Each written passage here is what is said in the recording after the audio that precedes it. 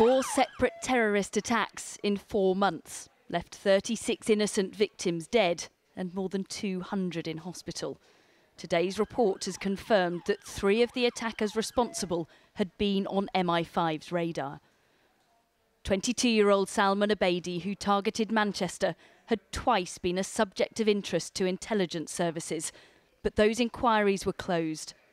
The QC who oversaw the reports concluded if cards had fallen differently, it might have been averted. Opportunities were missed, but what it means is that you need a lot of skill to stop something like this. You also sometimes need a bit of luck. And this was a young man who had not done anything to make people think he was anything like as dangerous as he turned out to be. They were closing in on him, but they weren't quick enough. Because we now know that spies had fresh information in the months before the attack. And after a data review of 20,000 closed cases, Abedi was earmarked to be reassessed at a meeting. But 9 days before it was due to take place, he carried out his suicide bombing. Elsewhere, the Westminster Bridge attacker Khalid Massoud had been investigated, but deemed not to be a risk.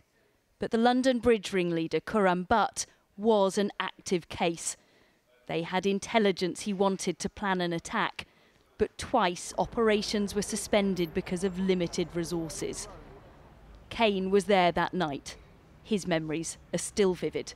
You do just hope that there are these higher people above you who that's their job. Their job is to try and stop it from happening.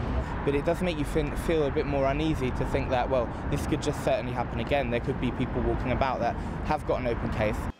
But security services are constantly making difficult decisions. Mr. Speaker, there will be those who seek to apportion blame for the attacks.